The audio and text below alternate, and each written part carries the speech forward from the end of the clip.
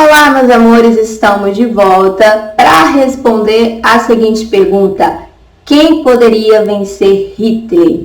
E aí vamos lá descobrir quem será que conseguirá deter o invencível Hitler. Pronto.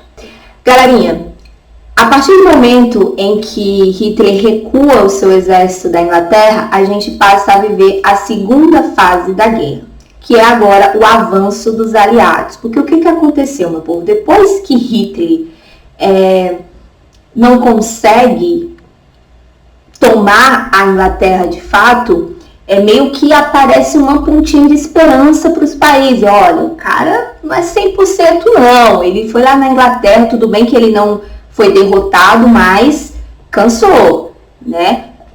Os ingleses resistiram. E aí, gente, Hitler precisava de recursos naturais, afinal ele tinha gasto praticamente tudo no combate à Inglaterra. E aí, se a gente voltar aqui no nosso mapinha, vamos voltar aqui rapidinho, pronto. Hitler tinha invadido a Inglaterra, né? Não deu certo, a galera resistiu, e aí ele precisava de recursos naturais. Então ele tinha agora duas opções de invasão. Uma é o Oriente, né? Invadir lá a galera da Ásia e do Oriente Médio, enfim, só que ele não estava muito afim. E a outra opção, quem era? A União Soviética. E aí você vai dizer, mas Ingrid, e o pacto nazi soviético de não agressão que ele tinha feito? Então, por essas alturas, Hitler não respeitava mais nada. Hitler queria saber era de alcançar os seus objetivos. Então ele resolve invadir a União Soviética, até porque ele considerava os povos eslavos povos inferiores aos alemães e que seria fácil de invadir. E além disso, a União Soviética era um antigo inimigo dele, né? O Hitler ainda considerava o comunismo como um grande inimigo, né? E queria sim combatê-lo. Então, depois que Hitler sai da Inglaterra, ele resolve invadir a União Soviética, e essa invasão a gente chama de Operação Barbarossa, né? Então essa Operação Barbarossa foi a operação em que Hitler resolve invadir a União Soviética. E aí, meu povo, vai ser briga de cachorro grande, né? Porque Stalin sabia que em algum momento Hitler ia quebrar o pacto, e ele estava ali preparado para a luta. E aí vão ser grandes batalhas, gente. As maiores batalhas e mais sangrentas da Segunda Guerra acontecem na região da União Soviética. E aí, no início, a União Soviética vai perder sucessivas batalhas, sabe? São várias, a de Leningrado, enfim, em Moscou. E parecia que Hitler realmente ia levar a melhor. Até que Stalin, junto ao seu exército, diz, cara, gente, vamos resistir. Vamos resistir até o inverno, né? Porque no inverno, no frio, a gente vai ter vantagem sobre os alemães. E aí, na raça também, dia após dia, se resistindo como dava, os russos conseguem resistir até o inverno. Essa batalha, que durou 900 dias, é a chamada Batalha de Stalingrado, né? Que foi a mais sangrenta de todas. Então foi nessa que os russos quase perdiam, mas conseguiram segurar ali até o inverno. E aí quando o inverno chegou, meu povo, foi o que começou a dificultar a vida dos alemães. Por quê? Diferente dos russos, os alemães não estão acostumados com muito frio. E aí muitos soldados acabaram ali passando por maus bocados, tendo dificuldade de lutar em meio ao frio. As armas, algumas começaram a congelar, né, a emperrar, e aí foi o momento de avanço dos soviéticos, foi o momento em que a União Soviética levantou força contra o exército alemão e virou o jogo. E aí, com sucessivas batalhas, morte de um lado, morte de outro, Stalin consegue derrotar o exército alemão. Gente, essa vitória da União Soviética sobre o exército alemão vai ter um grande impacto nesse momento na guerra, porque até então Hitler estava invencível. Então, quando os países olharam para Hitler e viram que ele não era invencível, que ele tinha sofrido a derrota, os outros países ganham força. Viram, olha, o cara tem as suas fragilidades, agora é a hora. Se ele perder uma vez, ele pode perder mais. E aí a Inglaterra ganha força e se junta à União Soviética, pois agora eles tinham um inimigo. E aí, meu povo, outra característica que a gente vai ter nessa segunda fase, que é o avanço dos aliados, é o momento em que os aliados ressurgem na guerra, é a entrada dos Estados Unidos em dezembro de 1941. Mais uma vez, a cara dos Estados Unidos entrar na guerra quando ela já está quase acabando. Fez isso na Primeira Guerra Mundial e fez a mesma coisa na Segunda.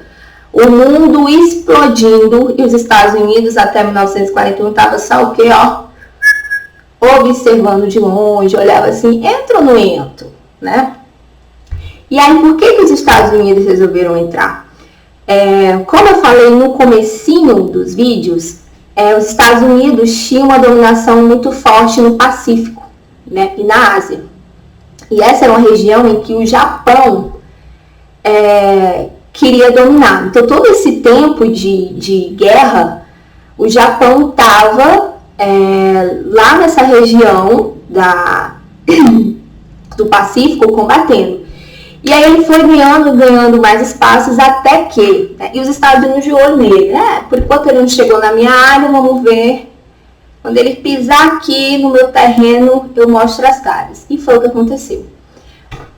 O Japão resolve invadir a ilha de Pearl Harbor, que era um território americano. E aí, meu amigo, nesse momento, os Estados Unidos, ok, tô entrando para a guerra. E entra do lado dos aliados, reforçando ainda mais eles na guerra. Então, nesse momento, nós temos a Inglaterra, que ganhou um fôlegozinho, né, com a derrota da Alemanha para a União Soviética.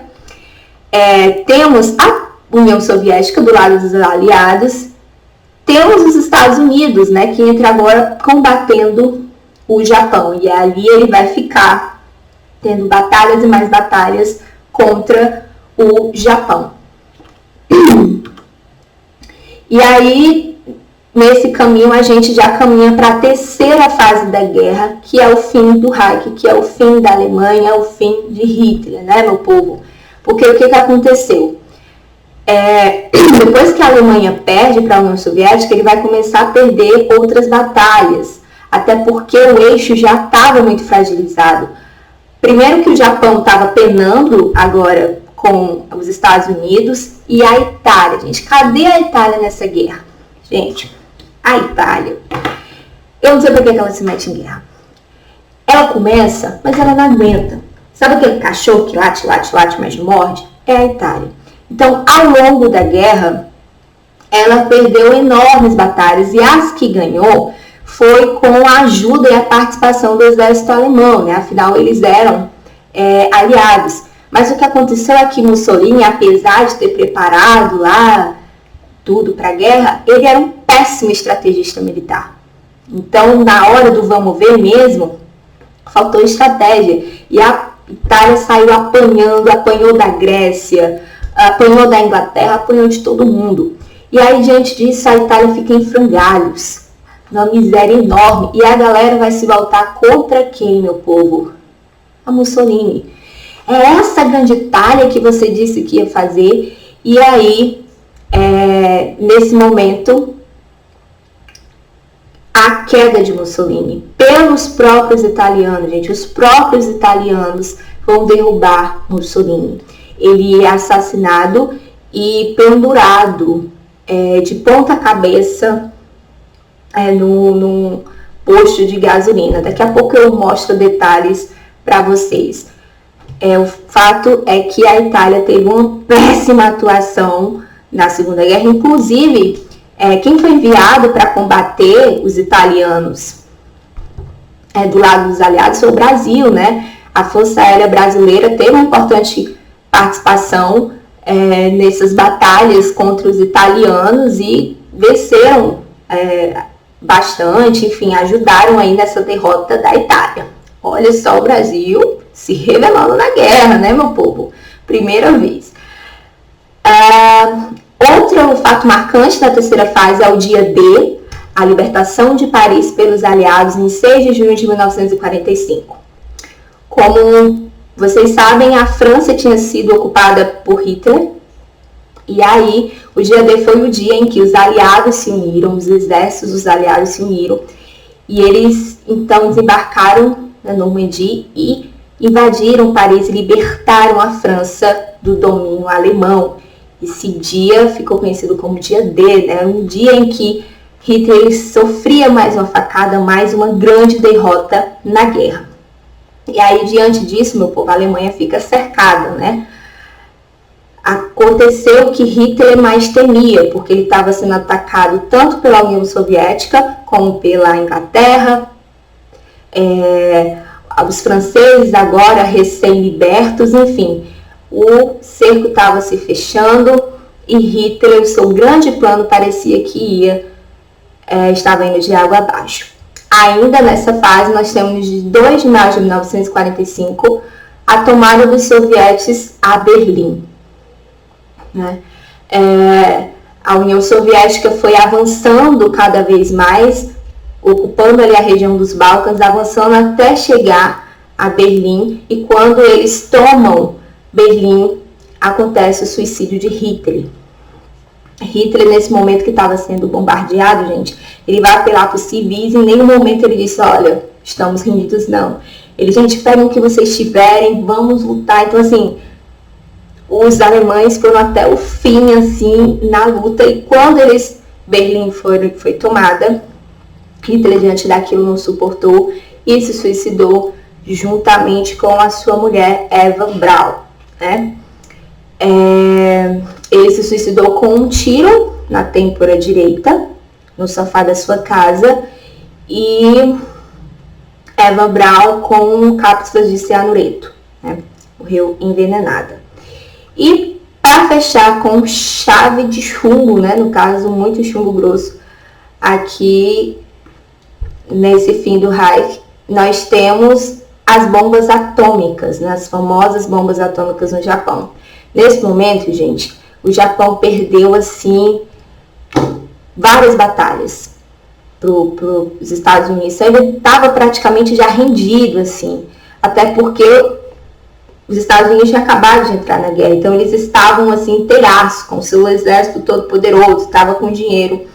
E aí, o Japão já estava praticamente rendido, mas para mostrar a sua superioridade bélica, né, os Estados Unidos soltam 2 bombas em Hiroshima e Nagasaki, mais uma grande atrocidade,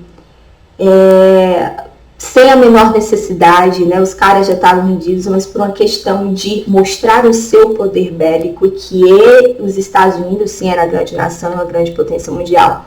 Eles fazem essa grande estratégia com o Japão. E aí aqui nós vamos para algumas fotos, né, de tudo isso que eu acabei de falar. Aqui é a morte de Mussolini, né, em praça pública para todo mundo ver. Como eu falei, ele foi assassinado e depois amarrado aqui de ponta cabeça. Jamais, né, ele imaginou que esse seria o seu fim. A sua Itália, o que ele queria transformar na grande Itália, foi quem acabou com a sua vida. Aqui é o dia D, né, quando os aliados chegam para libertar Paris, é o desembarque, né, dos soldados em Normandia. A partir daqui, a libertação da França, uma outra grande vitória dos aliados. E aqui quando a Alemanha fica cercada, né, como eu falei para vocês, a Itália já tinha saído da guerra, o Japão estava lá sofrendo horrores nas mãos dos Estados Unidos, e aí a União Soviética, depois que venceu a Batalha de Stalingrado, ele foi só avançando, né, então conquistou aqui a região dos Balcãs, que estava até então sob o poder de Hitler, e foi avançando. Desse outro lado, a Inglaterra, a França, então, ela foi atacada por todos os lados. E aí, a União Soviética é que cravou a facada final na Alemanha, tomando Berlim como a gente vê aqui, os ataques que Berlim sofreu, e aqui, né, quando os soviéticos ergueram a bandeira do comunismo em Berlim. Gente, vocês acham que Hitler aguentou uma cena dessa? Vendo todo o seu sonho, tudo que ele tinha imaginado sendo destruído, virando ruínas, virando pó, os alemães loucos correndo para um lado e para o outro, vendo esta vergonha, esta humilhação de ver o comunismo ser erguido na sua grande Alemanha, ele não suportou, né? Então, apesar da Alemanha estar sendo bombardeada por vários países dos aliados, vai ser a União Soviética que de fato tomou Berlim e que cravou ali a sua bandeira de vitória socialista. Aqui é a União Soviética, cara. Enfim. E aí por isso que ele não suportou toda essa humilhação e se suicidou. Aqui não é a foto do suicídio, tá? A gente não tem foto do suicídio de Hitler, até porque os corpos tanto dele quanto da Eva Braun foram queimados, né? Eles foram queimados. Mas aqui é para vocês terem uma ideia, né? Já que ele se suicidou no sofá, então tá aqui Eva Braun e Hitler, que acabou com a vida de muitos e com a própria vida também. E aí, gente, em relação a esse suicídio de Hitler, é importante a gente destacar os vários suicídios coletivos que vão acontecer na Alemanha depois que Hitler morre. Porque, cara, o sonho tinha acabado. Né? As pessoas viveram anos e anos acreditando, vivendo o nazismo, acreditando que eles eram superiores, que a Alemanha era a grande nação, que ia se tornar a grande potência mundial, que ia dominar o mundo. Então foram anos com as pessoas vivendo isso, acreditando nisso. E de repente, quando eles viram tudo desabando e o seu próprio líder tirando a vida, eles ficaram, gente, o que me resta?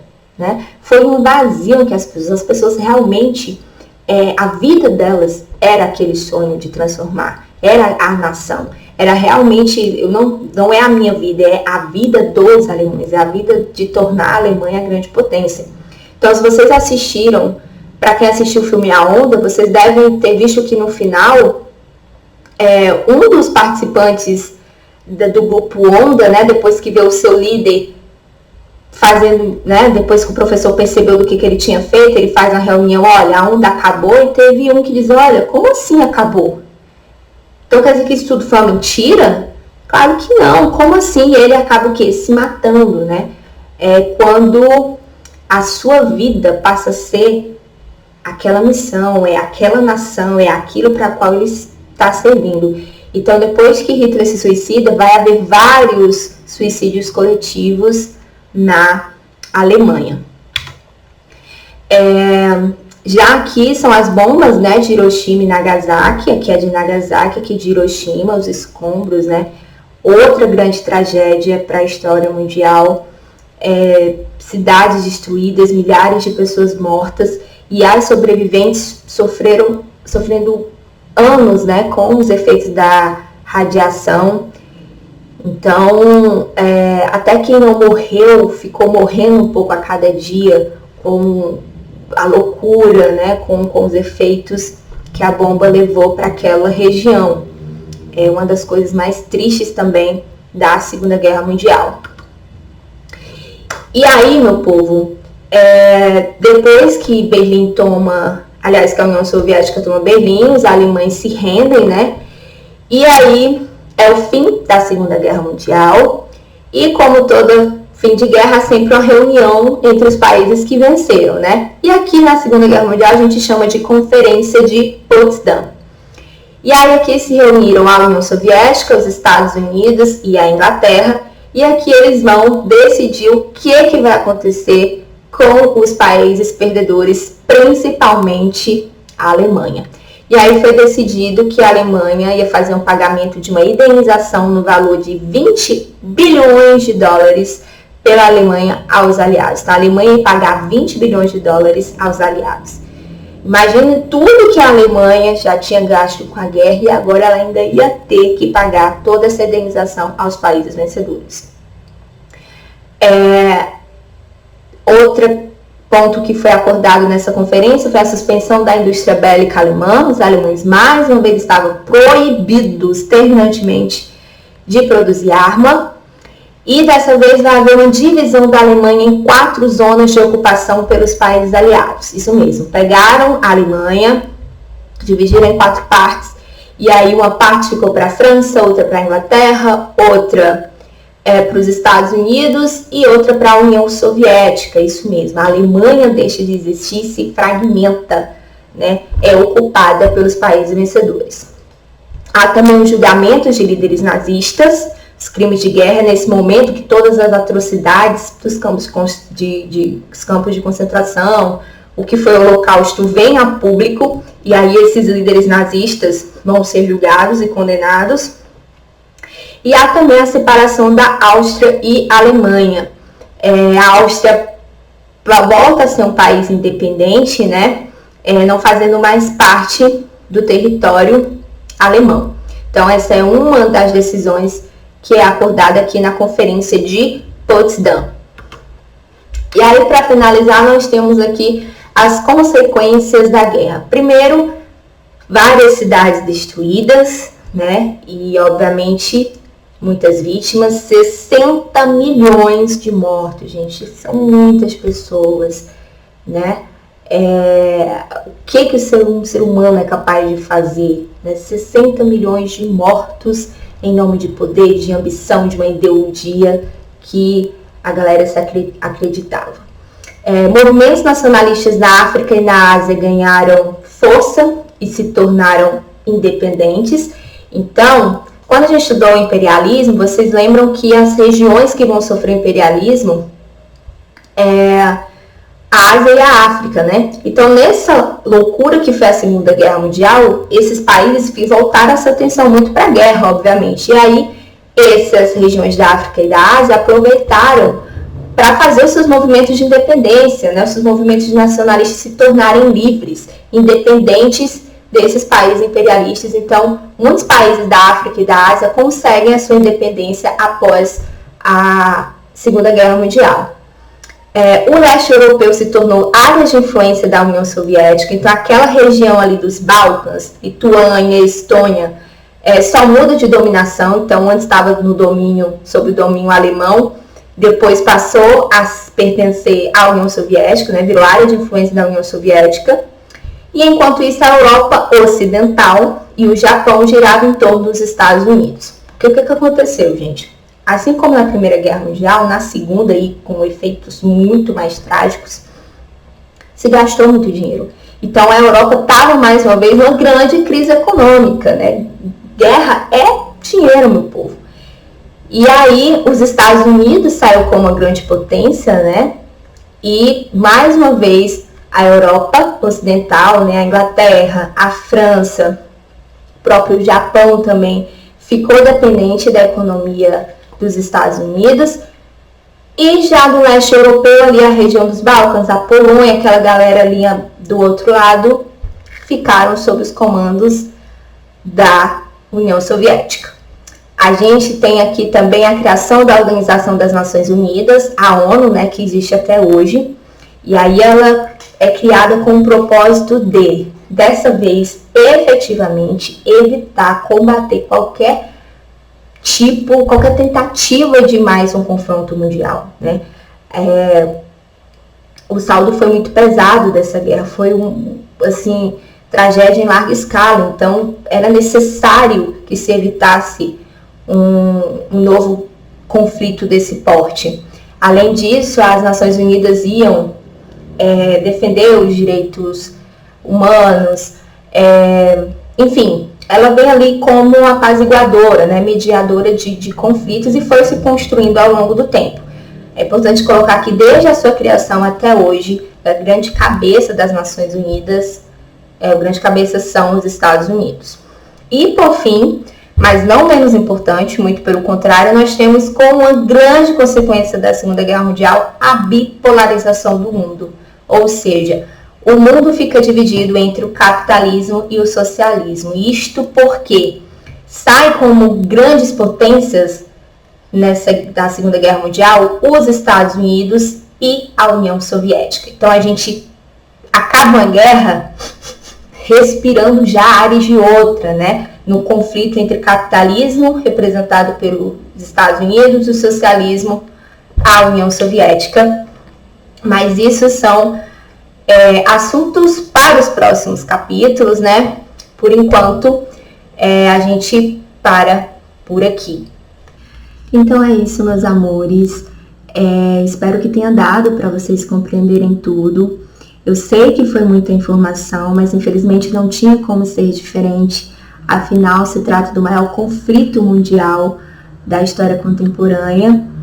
E assim, como eu falei já no início do vídeo, quando a gente estuda esse tipo de assunto, que a gente não estude só para conhecer, né, mas para não esquecer e não permitir jamais que o presente repita esse tipo de passado.